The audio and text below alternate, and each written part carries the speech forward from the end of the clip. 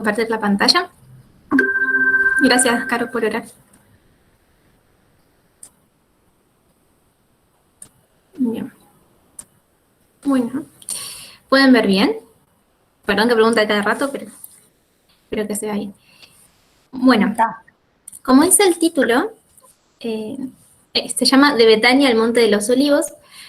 Mi idea es que, aunque no está puesto acá y era como subtítulo, podamos reflexionar un poco sobre el momento que nos estamos acercando nosotros, que es, ¿cuál es? ¿Qué hito en nuestra línea, en nuestra dispensación nosotros estamos a punto ya de tocar? Y Dios quiera que sea muy, muy, muy pronto. Estamos a pasos de Concord, en momentos, yo diría ya instantes, y la idea de este estudio es que, como les compartí ahí, podemos ver desde una historia literal del antiguo Israel, la que antes llamamos la historia de la línea de Cristo, tipificada nuestra historia. O sea, como sabemos, nosotros estamos usando líneas como parábolas de nuestra historia, y mi idea es que la veamos, busquemos un poco de información sobre Concord desde una historia en la línea omega del Israel antiguo. ¿Está bien? Específicamente, hoy, este estudio tiene varias partes, pero lo que vamos a ver hoy es el punto de encontrar Concord 2016, una sugerencia sobre lo que podría ser. Como puse ahí, nosotros estamos atravesando el periodo cercano a nuestro Concord, la unidad que precede a la formalización del mensaje. Nosotros sabemos que cuando lleguemos al aumento de conocimiento, vamos a seguir aumentando en conocimiento hasta que el mensaje sea formalizado y sepamos claramente qué es lo que nosotros tenemos que dar al siguiente grupo, cuál es nuestra misión, cuál es nuestra tarea, específicamente comprender la obra y toda la luz anterior. ¿Está bien? Bien. Entonces voy a hacer una pequeña introducción para que podamos entender por qué vamos a usar una dispensación o la otra, cuál es la importancia, así que ténganme paciencia. Y espero que, bueno, si ven algún errorcito, algo que quedó extraño escrito, me avisan. Porque este documento lo preparé originalmente en inglés y lo traduje y no tuve mucho tiempo de poder revisar si estaba bien traducido. Así que cualquier cosa ustedes me dicen. Bien, en las líneas, ¿dónde estamos? Hay múltiples líneas donde nos podemos encontrar. Y podemos encontrar información como parábola para nuestra línea. Esta vez nosotros, como les dije, vamos a ver información sobre la línea de éxito que tipifica el éxito de nuestra línea como pueblo. Entonces vamos a ver el antiguo Israel de la línea omega. Bien. Nosotros sabemos que esta línea no hay una sola forma de verla.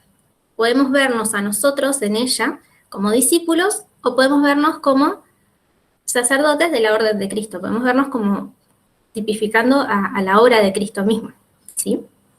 Nosotros sabemos entonces que estamos cerca de Concord en ambas líneas. Y eso se los pongo acá, ¿ven? Está un poquito grande, así que espero llenar. Si nos vemos como Cristo, el aumento de conocimiento quedó en inglés, pero sería este. No sé si él se llega a ver la flecha.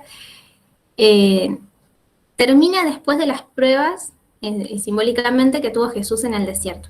Entonces nosotros estamos entre 2019 y 2021.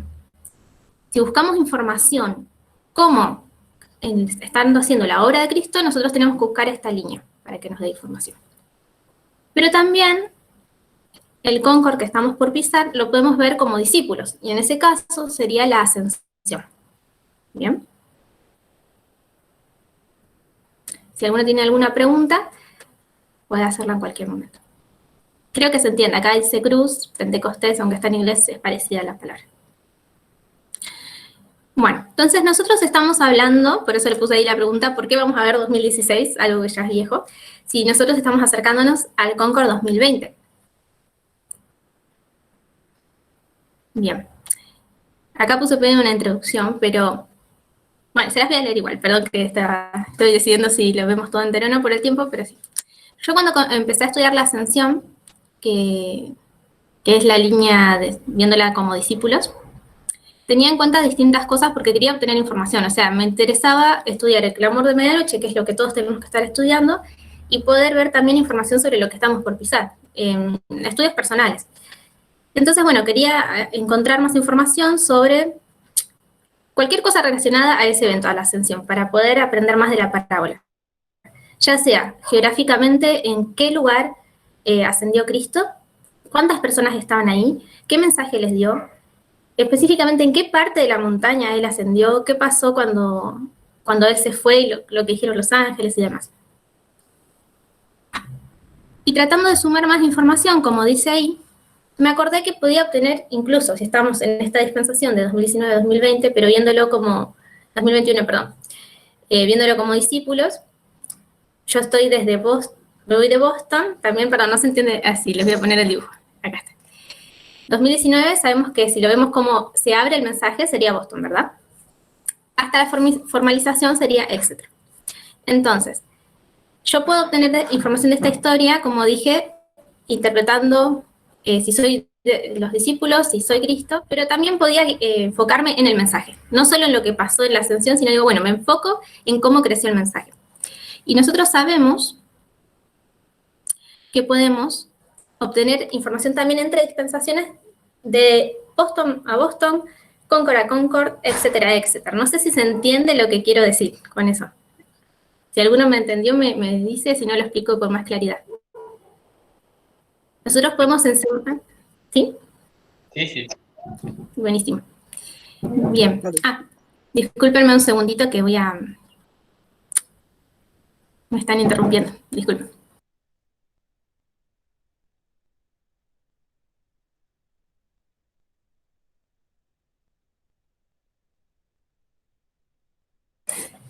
Ya volví, perdón. Me estaban interrumpiendo. Disculpen que estoy en casa. Bien. Bueno, entonces yo me di cuenta cuando quería ver, dije, bueno, voy a dejar de mirar, ya saqué todo lo que podía hasta ese momento sobre la ascensión. Quiero ver Concord como Concord. Entonces tomé las dispensaciones anteriores y las sobrepuse para obtener más información. Y en ese momento me di cuenta que nosotros no teníamos la historia de Cristo que tipificara Concord 2016. Y mi decisión de estudiarlo o de buscar qué podría hacer y presentárselos a ustedes no es solamente como escribí ahí, porque ese eslabón nos falta. Porque como saben, hay varios puntos, otros Concord, otros puntos que podríamos decir, bueno, ¿cuál es específica la historia que tipifica esta parte?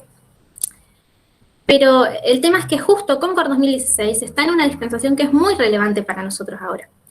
Y creo que sí podría ser de beneficio si es que alguno quiere aprender más, como es mi caso, que necesita buscar un poquito más de información sobre lo que pasó en la dispensación de la lluvia tardía. Y nada, me parece que sería bueno compartirlo con ustedes y que ojalá pueda ser de beneficio si es que esta sugestión que les voy a dar es verdadera. ¿Sí? ¿Por qué la dispensación, que acá queda un poquito chiquita, de la lluvia tardía es tan importante para nosotros ahora, para el tiempo de cosecha? ¿Saben de qué historia es esta imagen que está acá? La primera visión de Elena. Sí, es esa. Esta visión que ella tuvo, como si ustedes se acuerdan, habla sobre el clamor la luz del clamor de medianoche. Perdón que esto me lo...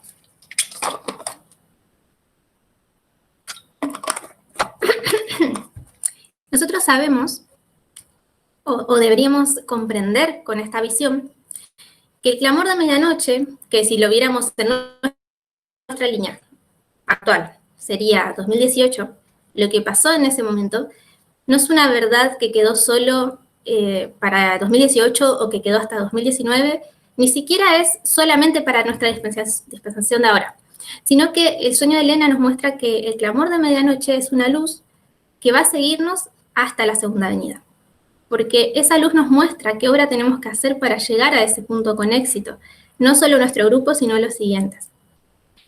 Y ese mensaje no es otro mensaje que el que vamos a dar en el fuerte pregón, junto con el grupo que nos sigue, ¿sí? Sacerdotes y levitas tienen que dar juntos el fuerte pregón. Y va a ser la luz del clamor de medianoche, solamente que nuestra comprensión va a ir en aumento sobre el mismo mensaje. Y como saben, el clamor está en la dispensación de la lluvia tardía. Y ahí es donde se encuentra en el medio, por decirlo de una manera, el aumento de conocimiento que sería Concord 2016, que no sabemos, o sea, no definimos, en realidad mucha gente quizás lo haya hecho personalmente, pero oficialmente no presentamos qué historia de la línea de Cristo nos podría dar un poquito más de información sobre ese año, sobre ese punto. Bien. Hay alguien que, creo que de los que están presentes, no hay ninguna duda de por qué nosotros le decimos Boston, Concord, Exeter, qué quieren decir. Pero si alguno quisiera que lo expliquemos brevemente, me dice, ¿sí? Bien. Nosotros sabemos que, bueno, Boston es el momento en que se sella el mensaje, Concord, como está puesto, es el aumento de conocimiento, y Exeter es la formalización. Los nombres provienen del momento de la línea milerita, cuando el clamor de medianoche de 1844 fue esclarecido. Primero empezó en julio, el 21 de julio, con Samuel Snow, y él mismo, en distintos campales, fue presentando el mensaje hasta que se comprendió más claramente en agosto en Exeter. Son lugares, Boston, Concord y Exeter son lugares. ¿Está bien? Bien, sigamos. Y el otro motivo por el que es significativo también el aumento de conocimiento o Concord es porque ahí es cuando el mensaje empieza a aparecer. Es como que lo que fue formalizado en 2018, ya en 2016 se empezó a abrir, ¿sí? O si quiero sacar fechas, saco nuestros años. Hablamos desde la línea de Cristo, el mensaje que fue formalizado, del cual los discípulos recién comprendieron al llegar el Pentecostés. ¿Cuándo fue el clamor de medianoche para los discípulos? Fue la entrada triunfal, ¿está bien? Justo en esta acá no aparece, pero después lo van a ver más abajo. La entrada triunfal fue un mensaje claro. Ellos mismos dijeron de su boca de que Cristo era el Mesías y todos lo estaban adorándolo. Simplemente que no entendían de qué manera él iba a ser coronado. Pero ya tiene que haber un punto antes que les haya mostrado esta idea formalizada. Y ese es el aumento de conocimiento, que es lo que vamos a buscar. Porque podría servirnos como una información más para entender mejor 2016. ¿Está bien? Bien. Como acá se los presenté antes, si quieren ver, esta es la línea completa, digamos, o sea, no completa, pero está completa hasta la cosecha. Pero esto sería visto como discípulos. Bien. Y por último, para hacer el último énfasis, el momento de obra pública, porque Jesús, voy a ponerles arriba, ya empieza su preparación desde el bautismo hasta la purificación. Y el mensaje empieza, hay un mensaje darado que empieza desde el tiempo del fin. No es que nunca hubo mensaje, desde el tiempo del fin empieza a haber un llamado claro, empiezan a estar los mensajes de los 3 ángeles. Pero públicamente, que se entienda qué obra se estaba haciendo, empieza desde la purificación del templo. La dispensación de la lluvia tardía de Cristo. Tenemos, viéndolos como discípulos. Purificación a cruz. Ese es el momento de obra pública de Jesús. Todos esos 3 años es cuando Cristo revela a la gente lo que va a hacer. Solamente que el mensaje va de menor a mayor, como sabemos, y como podemos leerlo en la palabra de Dios también. La luz de esa dispensación es la luz que alumbra el tiempo de obra de la dispensación de los discípulos. La luz de la dispensación del Maestro va a iluminar la de sus discípulos. Entonces, todo lo que podamos obtener de esta dispensación es importante, porque en la cosecha ellos comprendieron lo que iban a tener que trabajar después. Es otra forma de verlo simplemente. Bien. Y acá lo dejo ahí. Bueno, dicho esto, nosotros entonces queremos saber cuál es Concord en la línea de Jesús en ese periodo de lluvia tardía, ¿sí? Sabemos qué es Boston, que sería la purificación del templo, sabemos qué es la formalización, que sería la entrada triunfal, pero no sabemos qué es el aumento de conocimiento. Entonces, yo les pregunto, ¿qué 2 cosas indispensables o características básicas tenemos que tener en cuenta si yo quiero encontrar qué es Concord?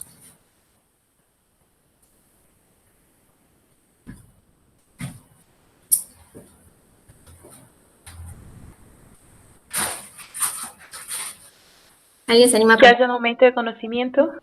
Bien. Sí, por ejemplo, en la línea milerita, de donde sacamos el nombre, fue la primera presentación que después se repitió en Exeter. Bien. Unidad. Exacto. Muy bien, perfecto. Concord es lo mismo que el aumento de conocimiento. Y la palabra misma, y no es casualidad porque Dios a propósito utiliza los nombres para que nos den un mensaje más, significa acuerdo. Eso presenta unidad. Entonces, si vamos a buscar una historia en la línea de Jesús que pueda ser Concord, tiene que cumplir con estas dos cosas. Que sea un claro aumento de conocimiento del mensaje de la obra de Cristo, un aumento de conocimiento de lo que fue la formalización del mensaje, y que también se vea un claro acuerdo y una clara unidad. Así que voy a empezar con el primer punto, el aumento de conocimiento.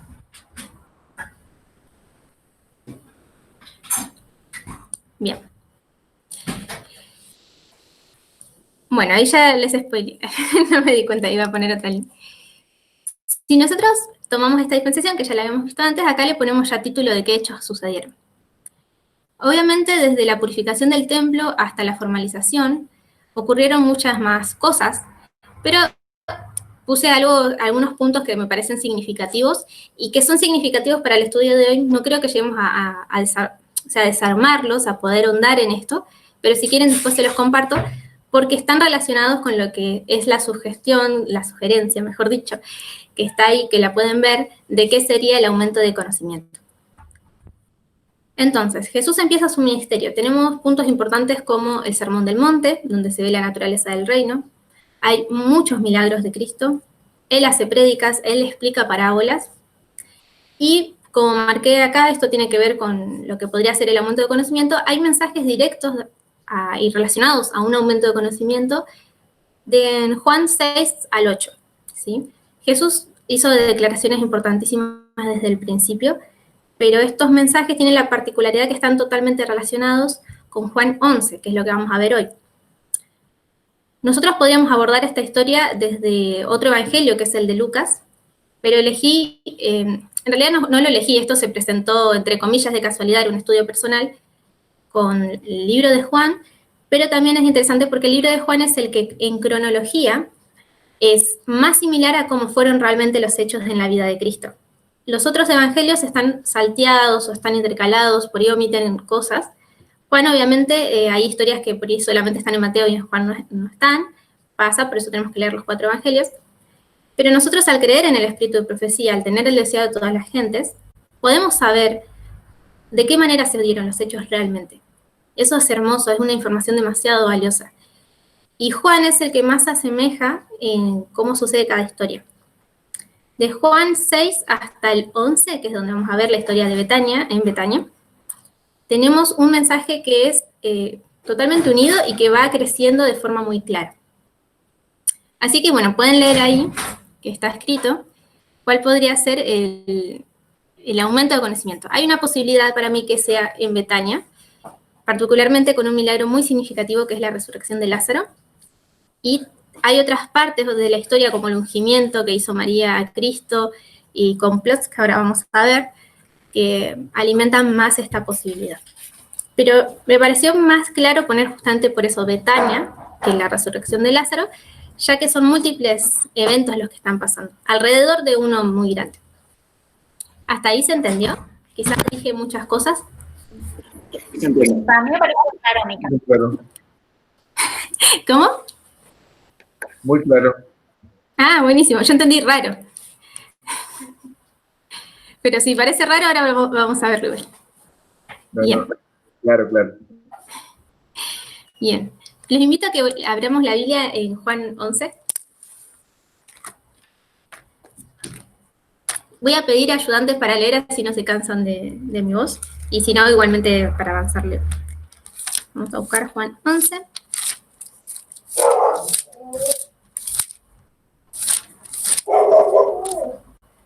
Bien.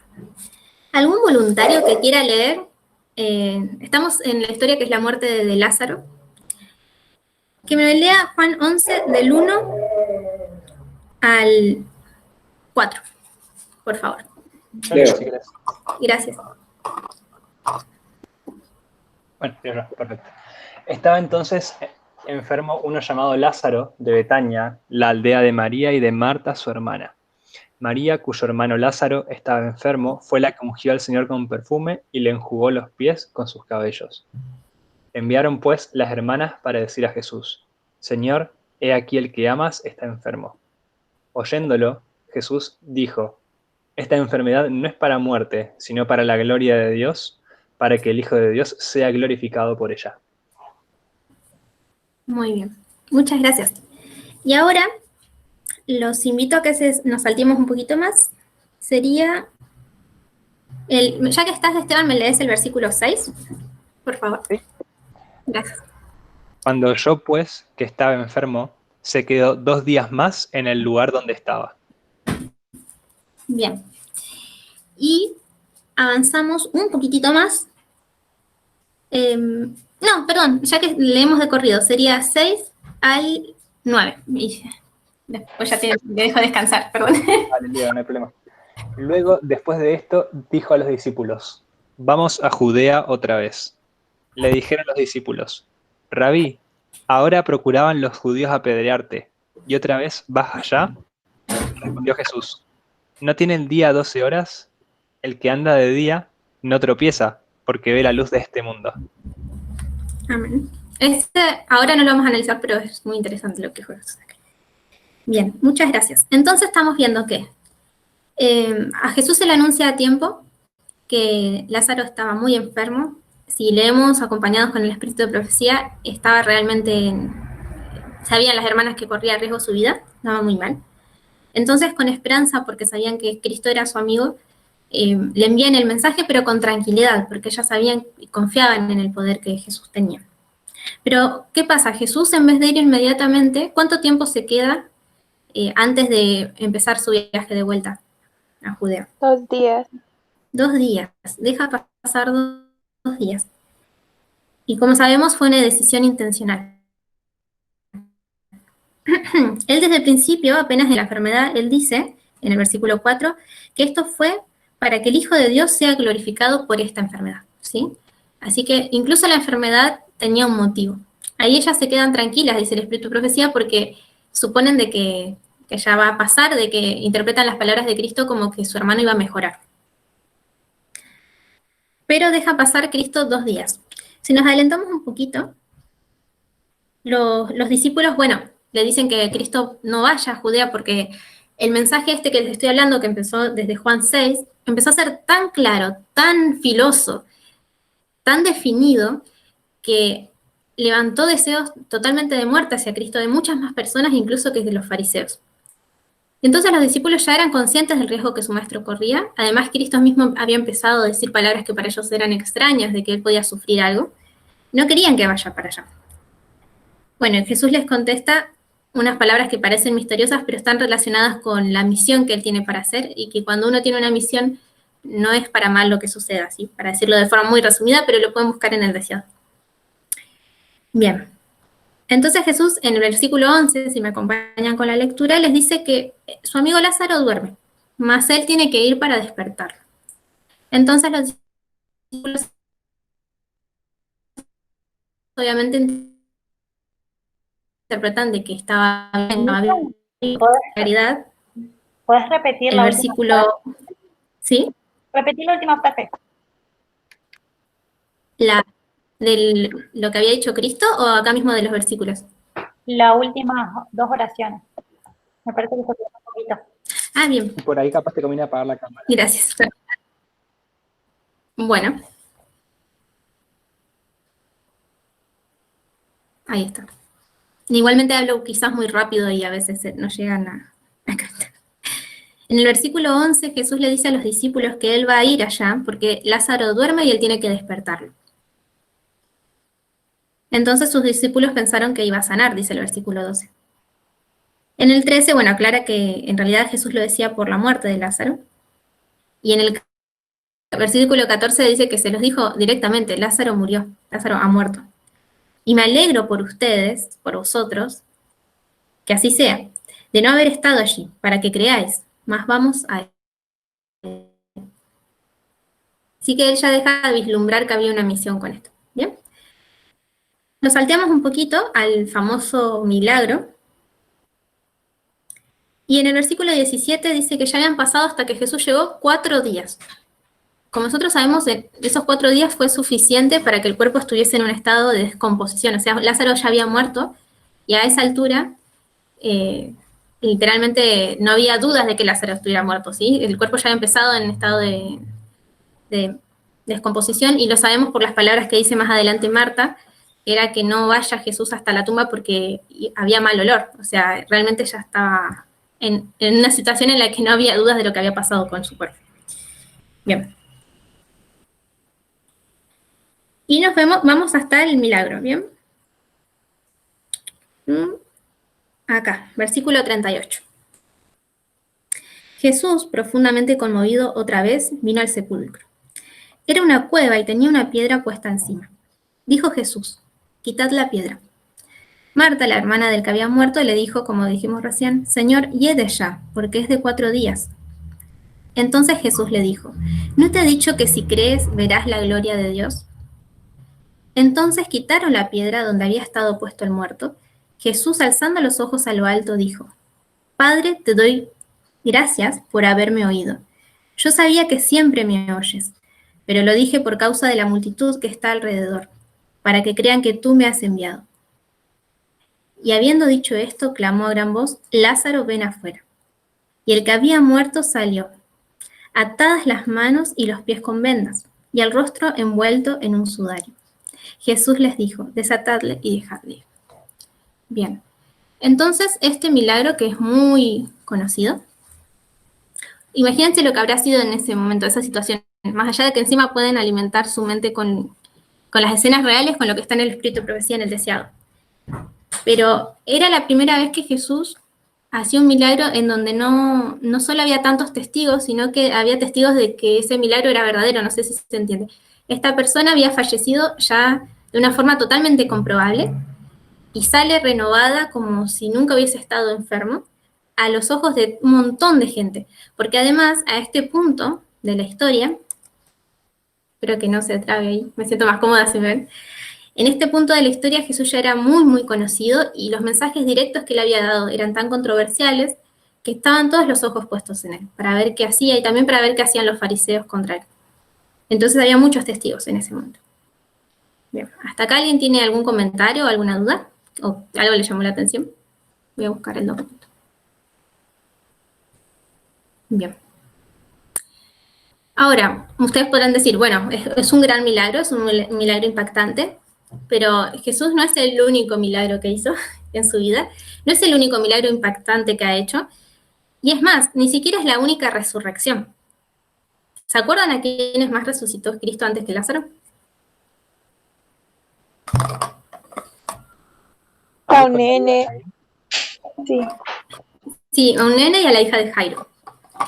La diferencia es que la hija de Jairo acaba de fallecer hace minutos. O sea, podrían haber, los padres estaban ahí, ellos sabían que había muerto, y algunos testigos, y Santiago y Juan estaban con él, y Pedro.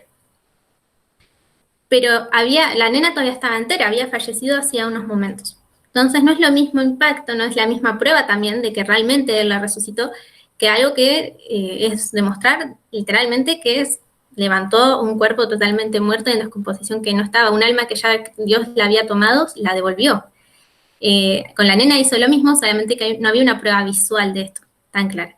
Y el nene, el hijo de la viuda que Jesús resucita, estaban en camino a enterrarlo, así que también el chico estaba en un estado que había fallecido hacía muy poquitos momentos.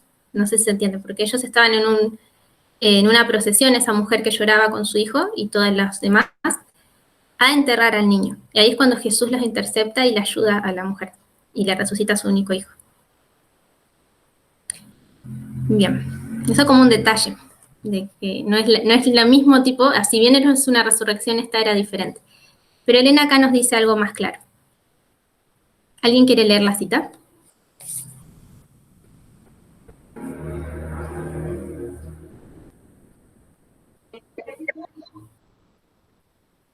Leo. Entre los más constantes discípulos de Cristo se contaba Lázaro de Betania. Desde la primera ocasión en que se encontraran, su fe en Cristo había sido fuerte, su amor por él, profundo, y el Salvador le amaba mucho. En favor de Lázaro se realizó el mayor de los milagros de Cristo. El Salvador bendecía a todos los que buscaban su ayuda. Ama a toda la familia humana, pero está ligado con algunos de sus miembros por lazos peculiarmente tiernos.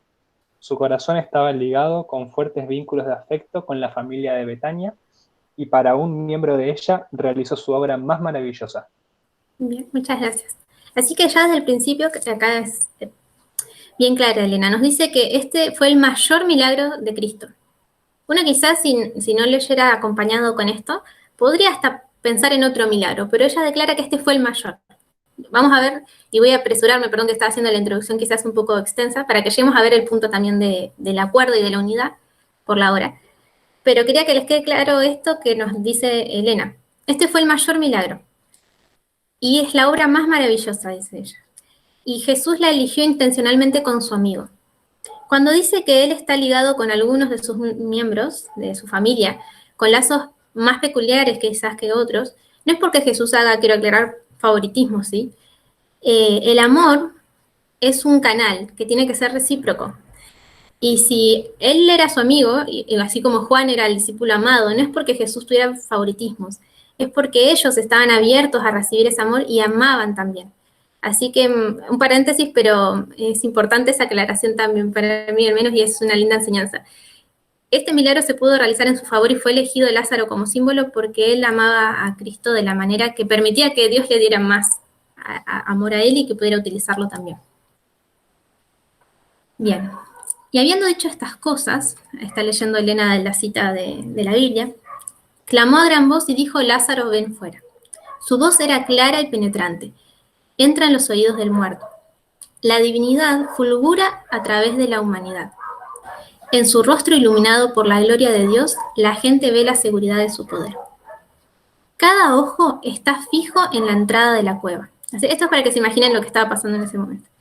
Cada oído está atento al menor sonido, con interés intenso y doloroso.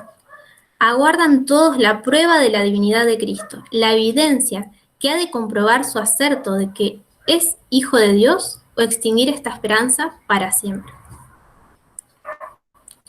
Hay agitación en la tumba silenciosa, y el que estaba muerto se pone de pie a la puerta del sepulcro.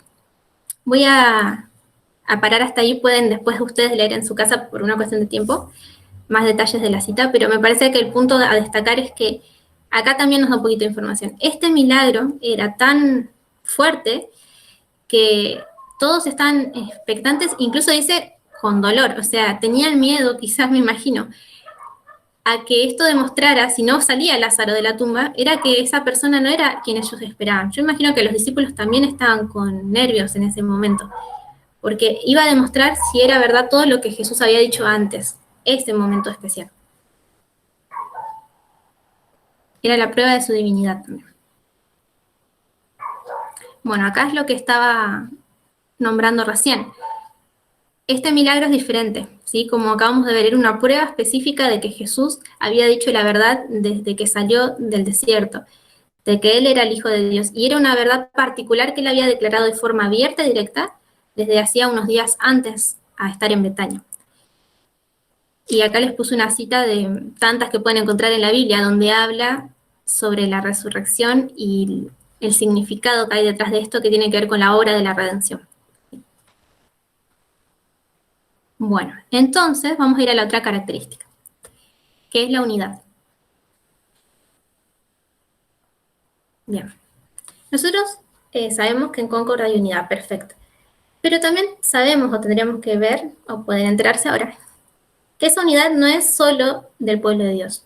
También puede haber unidad de la parte enemiga, unidad de las personas que quieren ir contra la obra del pueblo de Dios. Entonces este acuerdo se puede dar de ambos bandos. En caso personal yo se los presenté con el orden inverso de cómo lo vi en el estudio personal, pero el punto que me llamó la atención en realidad fue este acuerdo. Si ustedes ven en su Biblia, siguen en el capítulo 11, en el versículo 45 ya nos dice que hay un complot para matar a Jesús. No lo vamos a leer ahora primero de la Biblia, vamos a ir directo a las citas, pero pueden después desarrollar un poquito más. Se da un complot para matar a Jesús. Ok, hay un acuerdo, hay una unión de personas con un motivo ruin que es destruir al maestro.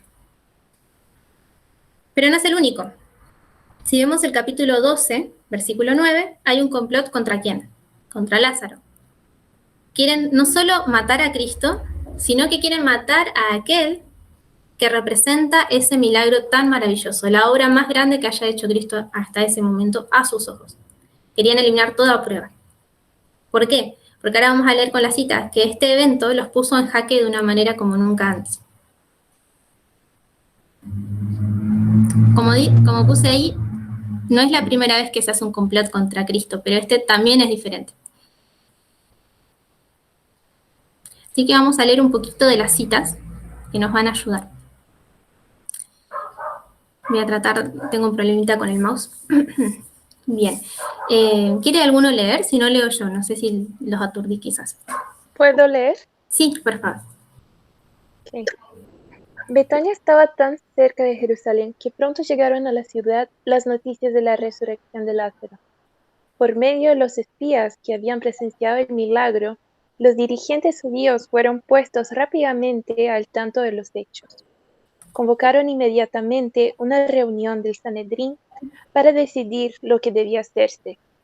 Cristo había demostrado ahora plenamente su dominio sobre la muerte y el sepulcro. Este gran milagro era la evidencia máxima que ofrecía Dios a los hombres en prueba de que había enviado a su Hijo al mundo para salvarlo. Era una demostración del poder divino que bastaba para convencer a toda mente dotada de razón y conciencia iluminada. Muchos de los que presenciaron la resurrección de Lázaro fueron inducidos a creer en Jesús, pero el odio de los sacerdotes contra él se intensificó. Habían rechazado todas las pruebas menores de su divinidad, y este nuevo milagro no hizo sino enfurecerlo. El muerto había sido resucitado en plena luz del día y ante una multitud de testigos. Ningún sofisma podía destruir tal evidencia. Por esa misma razón, la enemistad de los sacerdotes se hacía más mortífera. Estaban más determinados que nunca a detener la obra de Cristo. Muchas gracias. Sí, vamos a seguir ampliando, pero es bien contundente esta cita. Acá dice que estaban más, no habla de la reunión, pero sí habla de la determinación, era más fuerte que nunca, dice, a detener la obra de Jesús. Este milagro se hizo de tal manera que no había forma de refutar quién era Cristo y su poder. Y es interesante porque esta igualmente la podríamos analizar mejor en contexto, porque sería una lectura rápida la que voy a hacer, pero dice, habían rechazado todas las pruebas menores de su divinidad. De vuelta vuelve a colocar este punto de la resurrección como el más alto, como un punto más arriba que incluso las otras pruebas. Que tengan, obviamente, testimonio personas que no sean ni Pedro, ni Santiago, ni Juan, que ellos vieron la transfiguración. Pero a los ojos de la multitud y los enemigos de Cristo, esta era una prueba mucho más grande. Y ellos ya habían rechazado antes las anteriores. Ahora esto los dejaba en jaque. Habían cerrado sus corazones desde el Espíritu y no tenían más que reconocer que habían rechazado al Mesías. Y es interesante que un poquito más arriba dice que Cristo había demostrado ahora plenamente su dominio sobre la muerte y el sepulcro, palabras que él había usado para decir quién era, que era el Mesías antes, y que este milagro era la evidencia máxima que ofrecía Dios a los hombres como prueba de que él era su hijo y por qué lo había mandado. O sea, está diciendo todo. Era el momento de un claro momento de conocimiento, no sé si se entiende eso, quiero decir, en el que se está presentando quién es Jesús y cuál es su obra, que es todo el mensaje que empezó desde el tiempo del fin, el mismo que los discípulos predicaron después. Y no sé si puse un comentario acá, pero no puedo poner la barrita, disculpen. Tengo unos comentarios, pero no lo voy a poder poner. Bien.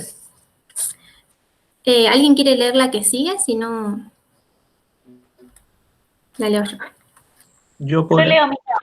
Bueno, dale vos. Gracias. Los saduceos, aunque no estaban a favor de Cristo, no habían estado tan llenos de malicia contra él como los fariseos. Su odio no había sido tan acerbo, pero ahora estaban cabalmente alarmados. No creían en la resurrección de los muertos, basados en lo que llamaban falsamente ciencia. Habían razonado que era imposible que un cuerpo muerto tornara a la vida, pero mediante unas pocas palabras de Cristo, su teoría había quedado desbaratada. se había puesto de manifiesto la ignorancia de ellos tocante a las Escrituras y el poder de Dios.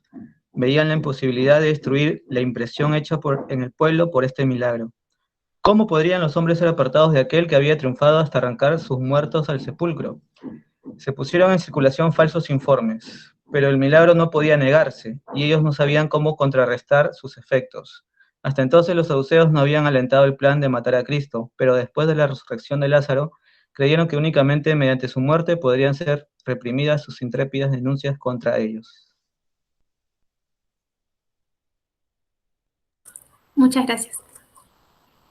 Bien, entonces ahora tenemos otro grupo. Los fariseos hace mucho que querían eliminar a Jesús porque él, y ahora vamos a ver los puntos específicos, pero ya los había desafiado y ellos ya habían quedado contrarios a él hace mucho.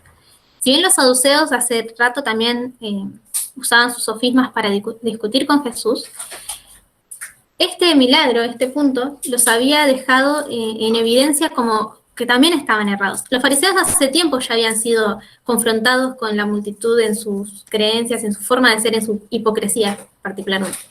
Pero ahora los saduceos también estaban expuestos. Y acá dice claramente que también vieron la necesidad de matarlo. Y bueno, resalté un montón de cosas que no sé si ponerme ahora a detallar, pero que son puntos interesantes.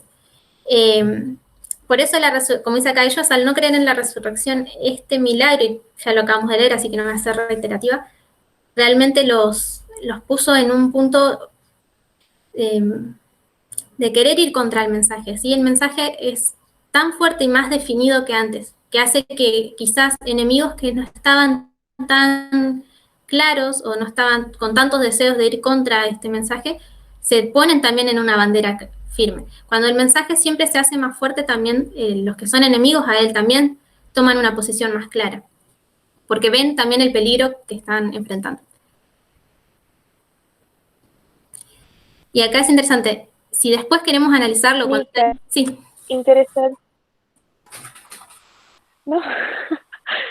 No, es que me parece interesante que sean los saduceos, ¿no? Porque ya había algunas discusiones de que, porque los liberales van a aceptar mejor nuestro mensaje, porque los conservadores no, a veces nos enfocamos mucho en los conservadores y, bueno, olvidamos que Dios tiene el poder de convencer a las personas, de mostrarles la verdad, que la gente tiene sus partidos y bueno, por diversos factores, pero que Dios las va a guiar de alguna manera y que no podemos así calificar o prever la obra de Dios simplemente porque nos parezca, sino que hay un punto de equilibrio y que algunos van a rechazar el mensaje por su conservadurismo y algunos van a rechazar el mensaje por su liberalismo también con esas falsas creencias que tienen, como es el ejemplo de los saduceos también. Bien, ese es el punto al que vamos. Muchas gracias, Caro. Exacto. Cuando el mensaje se define, los polos también se muestran más claros. Y el mensaje no está en ninguno de los dos polos, por eso es interesante. No está en ninguno de esos dos polos, pero tampoco está en el centro. Ahora vamos a reflexionar un poquito de esta idea que estuvimos viendo también antes. Muchas gracias. Bien, sigamos. Dice, los fariseos creían en la resurrección, así que acá vemos un contraste. Unos no creían, ellos sí. Y no podían sino ver en ese milagro una evidencia de que el Mesías estaba con ellos. Pero siempre se habían opuesto a la obra de Cristo. Desde el principio le habían aborrecido porque había desenmascarado sus pretensiones hipócritas. Les había quitado el manto de rigurosos ritos bajo el cual ocultaban su deformidad moral. La religión pura que él enseñaba había condenado la vacía profesión de piedad. Ansiaban vengarse de él por sus agudos reproches. Si a alguien le llama la atención algo mientras toma agua, me dice. Bien. Acá lo que me parece interesante, para hacerlo cortito, es que hay un contraste que nos da también una clara evidencia de lo que acaba de decir recién Caro, de los polos en los que se encuentran cada uno. El mismo hecho los enfrenta a unos por sus sofismas, por sus creencias liberales diferentes, y ellos, los saduceos, a un grupo lo enfrenta porque ellos no creen en ese mensaje. Y al otro grupo los enfrenta porque ellos sí dicen creer en ese mensaje, pero muestra de que ellos están fuera, que habían rechazado al dador de vida que tiene realmente el movimiento con este mensaje. Podríamos analizar más cosas, pero me voy a adelantar un poquito. Después, si quieren, se las paso. Bien. Bueno, miren, lo había anotado, no me acordaba. Unos creen en la resurrección, otros no creen, entonces este milagro los pone en jaque, es lo que acabamos de decir recién. Y bueno, esta es básicamente lo que repetí si lo quieren leer mientras, pero los pone en un momento de unión de sentimientos, entre comillas, por la confrontación con el mensaje y el movimiento de Cristo. Un grupo que eso sí me parece interesante fue expuesto por su ignorancia interpretativa del escrito está. La otra parte que también está opuesta fue expuesta por un problema moral. Los dos, por una cuestión moral y de interpretación del mensaje, chocan con el movimiento. Esto después lo que veamos primero lo literal, obviamente podemos sacar enseñanzas en aplicación del 2016, pero por ahora vamos a ver la historia literal. Ellos comenzaban a construir una vía de escape al mensaje porque ven que está por explotar, que este mensaje va a ser dado y que ellos no son parte de él, y entonces ya en su mente empiezan a ver cómo escapar de esta situación. Esta es una cita de Elena que dice: así que cuando los sacerdotes, sigue con el mismo capítulo del deseado, ¿sí? Así que cuando los sacerdotes, gobernantes y ancianos se reunieron en concilio, era firme su determinación de acallar a aquel que obraba tales maravillas, que todos los hombres se admiraban. Los fariseos y los saduceos estaban más cerca de la unión que nunca. Divididos hasta entonces, se unificaron por oposición a Cristo. Excepto, por ejemplo, Nicodemo y José, que no querían participar de esto, se los hace aparte. O sea, se sabe que en su momento ellos impidieron. Si leen un poquito, creo que, si no me equivoco, es en Juan 8, ya trataban de hacer los fariseos un concilio para matar a Jesús, pero ellos habían logrado dar influencia, a hacer dudar a otros sacerdotes, y a otros fariseos, de no hacer esa obra, de que eso era ir contra Dios. Así que lo que hicieron fue no convocarlos, los que eran cabecillas de esta idea, para poder lograr que en este concilio con hombres influyentes se tomara de una vez por todas la decisión de matar a Jesús. Sin embargo, los miembros del concilio no estaban todos de acuerdo. El Sanedrín no constituía entonces un cuerpo legal. Existía solo por tolerancia. Algunos de sus miembros ponían en duda la conveniencia, de dar muerte a Cristo. Temían que esto provocara una insurrección entre el pueblo e indujera a los romanos a retirar a los sacerdotes los favores que hasta entonces tenían. ¿Bien? Entonces los saduceos, aunque estaban unidos en su odio contra Cristo, se inclinaban a ser más cautelosos en sus movimientos, por temor a que los romanos los privaran de su alta posición. Bien, así que hasta este momento los que realmente están luchando por la muerte de Cristo, por la muerte de su movimiento, de que este mensaje no se dé, son los que tienen un problema con la moralidad del mensaje. Todavía los que tienen un problema con la interpretación de las Escrituras quieren tener cautela, ¿sí? Bien. Acá hice una reflexión pequeña que nos está mostrando que si bien hay un intento de unidad, realmente la unidad en espíritu, puede haber una unidad en un acuerdo de una obra a hacer, de una tarea que quiero emprender.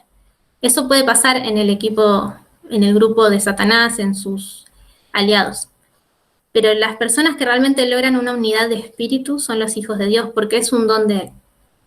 Entonces, esto podría decirnos, bueno, entonces no hay Concord. ¿Dónde está la unidad? Si hay una unidad, pero no hay. Ahora vamos a igual a ver que incluso este problemita se sale, lo quitamos, lo aclaramos. Pero me parece interesante que aunque haya un acuerdo y siempre veamos distintos acuerdos de los que son contrarios al mensaje, no es en unidad de espíritu ni por la misma motivación, obviamente, que los hijos de Dios. Bien. Voy a saltearme esta cita que me parece importante, pero les leo el resumen que les dice ahí, que es que los que también los motivaba a cautela no era solamente el perder poder, es que había otra persona, un testigo, que en su corazón los estaba llamando a mirar lo que estaban por hacer. Les estaba dando la oportunidad de que se dieran cuenta, y también es necesario para que pudiesen ser juzgados más tarde, comprendiendo lo que hicieron. No es que cuando deciden matar a Jesús y los que llevan este acto más adelante no eran conscientes. Acá, en ese momento, reciben un llamado claro. Elena nos dice que este testigo, que estaba ahora haciendo sentir a los gobernantes qué clase de obra estaban haciendo, es el mismo que había estado antes hablando a Besasar, que había hablado en Nabucodonosor, que había estado presente en las glorificaciones de Cristo, así es el Espíritu Santo. Los sucesos de la vida de Cristo surgieron ante ellos con una claridad que los alarmó, nos dice Elena. Recordaron la cena del templo, cuando Jesús, entonces de 12 años, de pie ante los sabios doctores de la ley, les hacía preguntas que los asombraban. El milagro recién realizado de la resurrección de Lázaro daba testimonio de que Jesús no era sino el Hijo de Dios. De nuevo nos da esa confirmación. Las escrituras del Antiguo Testamento concernientes a Cristo resplandecían ante su mente con su verdadero significado.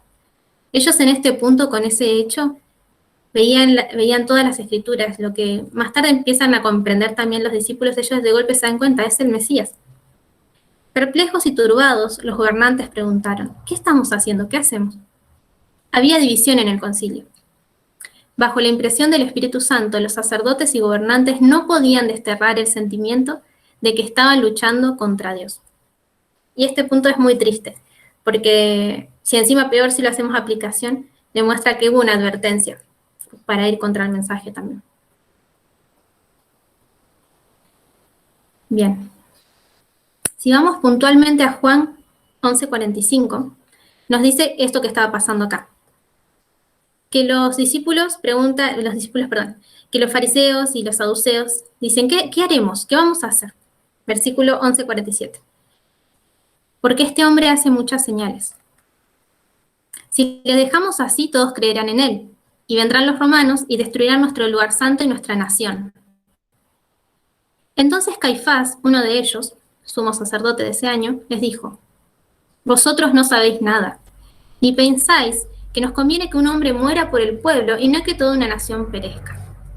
¿Hay algo de lo que está acá que le llame la atención? Que lo vamos a ver rapidito.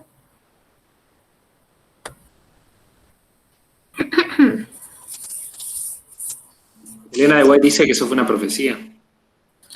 Eso, sí, lo vamos a ver. Juan también lo dice.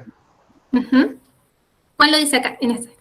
Que él no lo dijo por sí mismo, sino como era el sumo sacerdote. O sea, a pesar de que Caifás estaba claramente del lado de Satanás, como era el sumo sacerdote, Dios lo usó para que, por medio del Espíritu Santo, profetizara cómo iba a morir Jesús. Como dijeron recién, había de morir por la nación. Y no solamente por la nación, sino también para congregar en uno a los hijos de Dios que estaban dispersos. Y ese día deciden matarlo. O sea que es, si bien antes ya vemos partes que dicen que quisieron matar a Jesús, o ya desde ese día, dice la Biblia, deseaban matarlo, acá es cuando acuerdan, hay un acuerdo para matarlo, ese día. Y el espíritu de profecía nos dice cómo llegaron a ese punto, a que se selle el acuerdo. ¿Estoy hablando muy rápido o vamos bien? Bien, Mica. Bien. Entonces acá Elena nos abre un poquito más de lo que pasó. ¿Quiere leer alguna esta cita? Yo puedo leer. Sí. Vosotros no sabéis nada ni pensáis que nos conviene que un hombre muera por el pueblo y no que toda la nación se pierda. Aunque Jesús sea inocente, aseguraba el sumo sacerdote, debía ser quitado del camino. Molestaba porque atraía al pueblo así y menoscababa la autoridad de los gobernantes. Él era uno solo y era mejor que muriese antes de permitir que la autoridad de los gobernantes fuese debilitada. En caso de que el pueblo llegara a perder la confianza en sus gobernantes, el poder nacional sería destruido. Caifás afirmaba que después de este milagro los adeptos de Jesús se levantarían probablemente en revolución. Los romanos vendrán entonces, decía él, y cerrarán nuestro templo, abolirán nuestras leyes y nos destruirán como nación. ¿Qué valor tiene la vida de este Galileo en comparación con la vida de la nación? Él obstaculiza el bienestar de Israel, no presta servicio a Dios matándole. Mejor es que un hombre perezca y no que toda la nación sea destruida. Bien. Acá, bueno, vemos claramente qué argumentos usó él Pero me llama mucho la atención que obviamente es algo que conocemos, que está el problema del nacionalismo de vuelta. Ellos son conscientes de que están por matar al Hijo de Dios, pero les parece, o sea, no lo dicen abiertamente, pero tienen este problema en su corazón de que tienen esta confirmación, pero su nacionalismo y su deseo de cómo quieren que sea el reino es más importante que la verdad para ellos.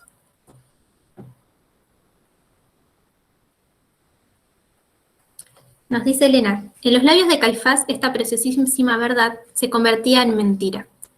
La idea que él defendía se basaba en un principio tomado del paganismo. En el documento que hice antes lo había marcado esto, porque me parece re interesante. El paganismo, no me quiero saltar, me voy a tomar el permiso, digamos, pero obviamente primero hay que ver la historia literal, ¿sí? Pero cuando ustedes después vean esta historia, si les parece que es convincente, la oran, les parece que puede ser esta hipótesis, y quieren verlo con la historia aplicada, ¿sí? De lo literal vamos a lo espiritual, tienen que recordar lo que estuvimos estudiando sobre qué sería el paganismo para nosotros hoy, que es el protestantismo apóstata, los principios del protestantismo apóstata. Y uno de esos principios es el nacionalismo. Y tiene que ver, ir contrario al mensaje de igualdad también. Entonces me pareció interesante. Pero cierro paréntesis y seguimos. Entre los paganos, el conocimiento confuso de que uno había de morir por la raza humana los había llevado a ofrecer sacrificios humanos. Así, por el sacrificio de Cristo, Caifás proponía salvar a la nación culpable. No de la transgresión, sino en la transgresión, a fin de que pudieran continuar con el pecado. Y por este razonamiento pensaba callar las protestas de aquellos que pudieran atreverse, no obstante, a decir que nada era digno para darle muerte a Jesús, o sea que Jesús era inocente, porque era la verdad. En este concilio, los enemigos de Cristo se sintieron profundamente convencidos de culpa. El Espíritu Santo había impresionado sus mentes, pero Satanás se esforzaba por dominarlos. Insistía en los perjuicios que ellos habían sufrido por causa de Cristo. Cuán poco había honrado él su justicia. Cristo presentaba una justicia mucho mayor, que debía poseer todos los que quisieran, debían poseer todos los que quisieran ser hijos de Dios. Sin tomar en cuenta sus formas y ceremonias, él, Jesús, había animado a los pecadores a ir directamente a Dios como un Padre misericordioso y darle a conocer sus necesidades.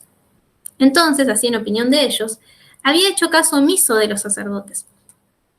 Había rehusado reconocer la teología de las escuelas rabínicas. Había desenmascarado las malas prácticas de los sacerdotes y había dañado irreparablemente su influencia. Acá hay un claro problema de dolor y herida a su liderazgo. Había menoscabado el efecto de sus máximas y tradiciones, declarando que aunque hacían cumplir estrictamente la ley ritual, invalidaba, en realidad en sus actos, la ley de Dios. Satanás les traía todo esto a la memoria.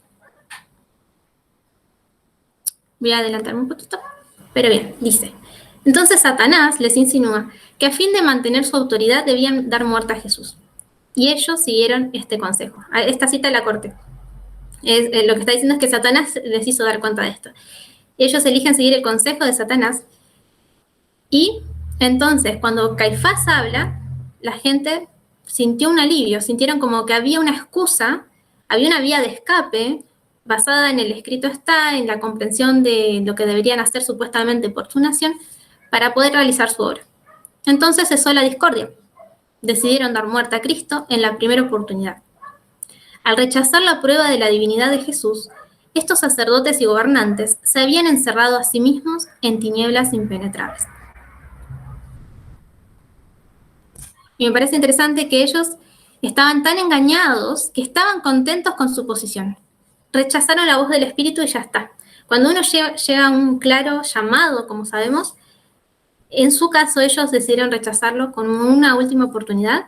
Quedan en tinieblas impenetrables, dice Elena, y ese engaño los lleva a estar contentos consigo mismos.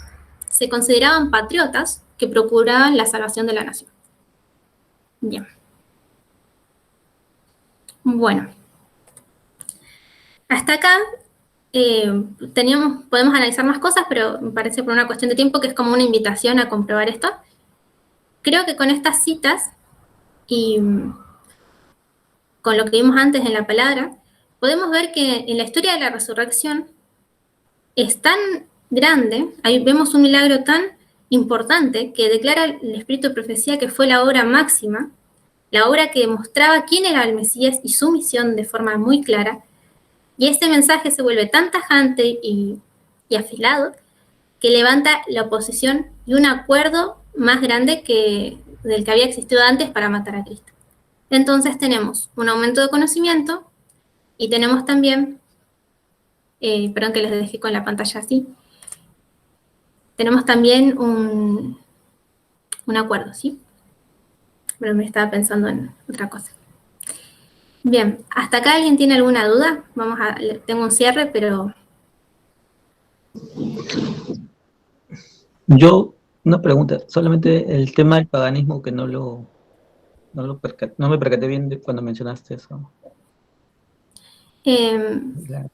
Lo hice, si quieren, ahora lo hago más, hago el cierre y ahora, perdón que no tendría que haber hecho un paréntesis en el medio, porque hay varias cosas que tenía ideas cuando lo fui viendo, pero esto sería ya presentar otro estudio, que es el que estuvimos viendo sobre el pecado que existió de la idolatría en el pueblo de Dios desde el Israel antiguo hasta los tiempos de Jesús, que se dio de distintas maneras.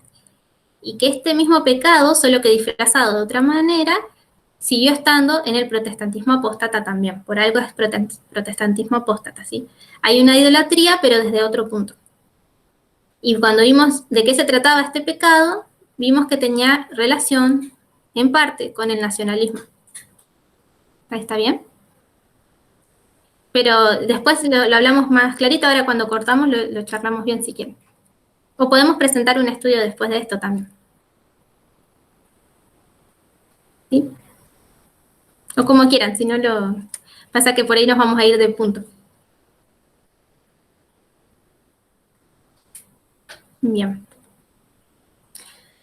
Bueno, lo que me parece también interesante para marcar es que después de este evento, el complot para matar a Jesús, ocurre uno muy importante que es el ungimiento, la unción anterior a la entrada triunfal en Jerusalén. Entonces, se desencadenan rápidamente estos hechos importantes. Resurrección de Lázaro, el complot para matarlo, la unción de Cristo, la entrada triunfal, formalización del mensaje. La unción es muy importante también.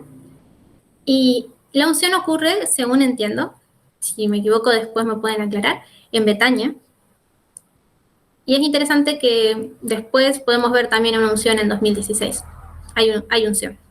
Pero bueno, me parece que es parte también del mensaje. Ella lo unge a Cristo y es parte de lo que no estaban entendiendo. También qué iba a pasar con Jesús. Ella lo unge para su muerte, sin saber que lo estaba haciendo. Bien. Y otro punto interesante es que Lázaro, quien podría ser parte de este aumento de conocimiento, es el que en la formalización, en el clamor de medianoche, en lo que sería la entrada triunfal, dirige la entrada. Él guía el asno donde está Cristo, como toda una simbología de los milagros que hizo Jesús desde el principio. Bien. Muy bien. Hasta acá, ¿les parece que estamos? Tengo un pedacito para hablar de lo que decía de Juan 6 hasta la resurrección, pero si no se las dejo como documento, como ustedes quieran. Quisiera hacer una conclusión de una enseñanza que es importante para nosotros sobre esto que vimos antes de cerrar. Así que si tienen alguna duda específica con el tema de la resurrección de Lázaro, de lo que vimos de Concord, pueden hacer ahora. Bien.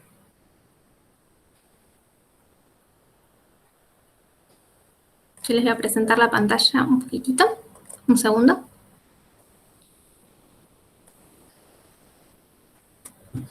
Comparto. Para hacérselos muy breves, en este aumento de conocimiento, los versículos anteriores a Juan 11, Jesús de forma única empieza a decir quién es Él. Y acá se los hice súper reducido, pero esto lo podemos ampliar. En Juan 6 Él dice, yo soy el pan yo soy la vida eterna. El Padre me envió, yo lo puse en paráfrasis, ¿sí? Beban mi sangre, yo soy espíritu, mejor dicho, perdón.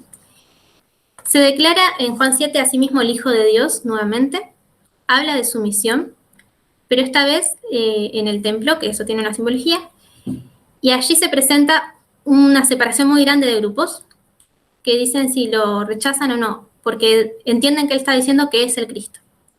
Y en Juan 8 no es ya una sugerencia, él dice yo soy.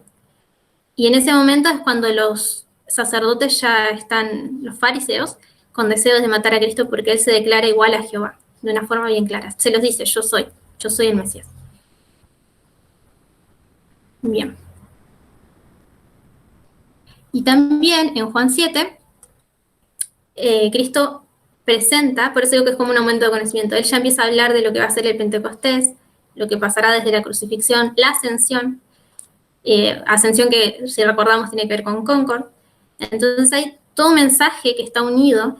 Las palabras que usa Marta para decir que cree en Jesús, que ella entiende que Él va a resucitar a los demás en el día postrero, son palabras mismas que Jesús dijo en Juan 6. Entonces es como que es un mismo mensaje que va creciendo y creciendo.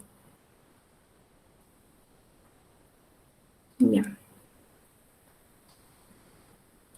Así que como modo de conclusión, ya cerramos. Más allá de que lo que les sugiero es que esto me parece tiene sentido y no lo veo de otra manera que sea Concord 2016. Para nosotros también hay una enseñanza y es esto que hablamos al principio. Y es entender cómo funciona el movimiento y el mensaje de Dios.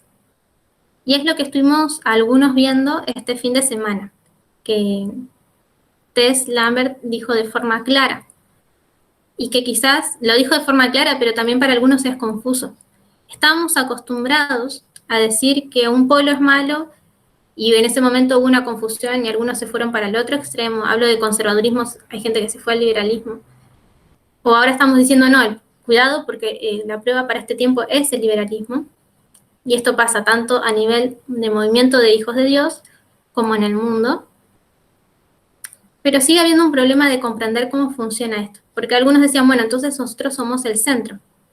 Por ejemplo, tomamos esta historia de Jesús y algunos podrían decir, el movimiento de Cristo, Cristo mismo, era el centro. Él no era ni sacerdote fariseo, ni era saduceo. Pero es muy importante que entendamos que tanto como Cristo, y en realidad el mismo movimiento al que nos estamos uniendo, porque es el de Él, está en otro plano. Él no es alguien que haga concesiones, como estuvimos viendo, que no es bueno, y esté de forma tibia en el centro. Porque ser tibio es una característica laodicense. Y Dios dice que eso lo vomitará de su boca. Prefiero que seas frío, dice, a que seas tibio. Nuestro movimiento no puede ser tibio, nuestros ideales no lo son, no podemos hacer concesiones con ellos, no podemos bajar las normas de Dios para acomodarnos con un grupo o volvernos formalistas para poder, entre comillas, demostrar que somos diferentes a otro grupo. El movimiento y el mensaje están en otro plano. El mundo, ¿sí? Cuando hablo del mundo me refiero a lo que no es del reino de Dios, tiene sus extremos y sus comprensiones. Y buenas personas que están en él, buenas personas que son los netineos, son las personas, los hijos de Dios que en su momento van a ser llamados en el fuerte pregón, como todavía no tienen la luz de cómo es el reino de Dios, incluso a nosotros nos falta comprender mucho, hacen lo mejor posible y quizás están en esos polos. Algunos están en el conservadurismo social y otros en el liberalismo. Pero el reino de Dios no está en ese plano. El reino de Dios no es de este mundo. Por eso no puede ser tibio, no está en el centro, no es centralista. Es una tercera fuerza, es otro lugar, ¿sí? No sé si se entiende. Y no tenemos que confundirnos con esto. Y por eso este mensaje no puede ser tibio, porque es lo que pasó con Cristo. ¿Por qué quieren matar a Jesús? Porque su mensaje es claro, está en un lugar, hay un estandarte bien establecido. Y así va a pasar con nosotros. Este mensaje va a crecer y va a llegar un momento en el que va a ser tan claro que nos van a tratar, como decían la otra vez, bien dicho, de radicales, de gente que está en un punto radical, de extremistas, porque nos vamos a diferenciar mucho del mundo. El reino de Dios, cuando es bien esclarecido, muestra que es diferente. Y sí, alguien conservador hoy puede ver elementos en nuestro mensaje y decir, miren, tenemos cosas parecidas. O alguien liberal puede decir, miren, nosotros también tenemos cosas parecidas.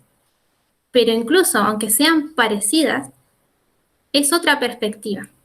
Y nosotros, como todavía somos humanos, sí somos nacimos acá, tenemos nuestras mochilas de preconceptos que de a poco tenemos que sacarnos, que hacen que quizás todavía no veamos claramente cuál es la perspectiva de Dios sobre ciertos puntos.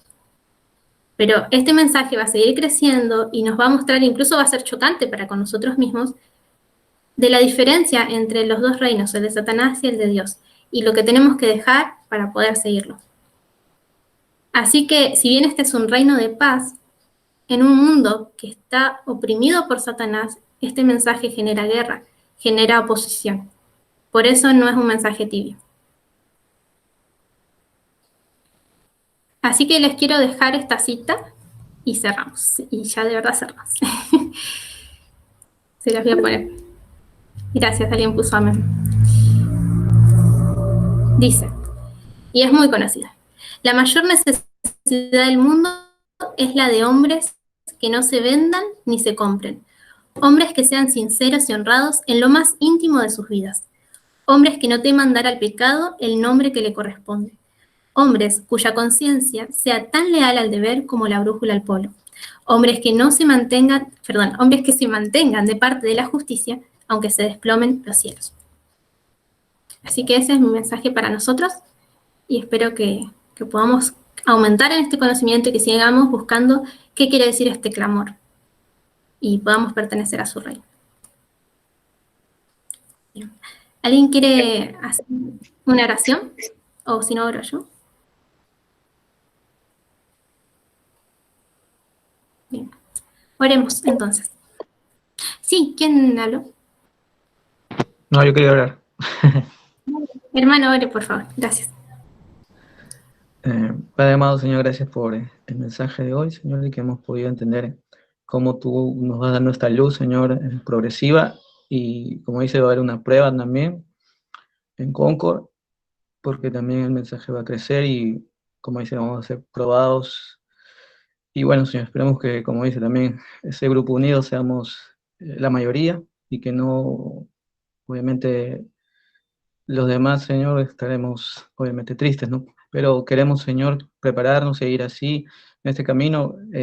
Como dice que es difícil, es contrario a lo que nosotros quisiéramos, ¿no? Pero es así, Señor. Tú tienes planes mejores para nosotros, así como tu Hijo, Señor, como hizo una especie de revolución en su tiempo, igual también, Señor, será parecido, ¿no? Entonces debemos estar listos para eso. Gracias por todo, y Santa Micaela y a todos. En el nombre de Jesús, amén.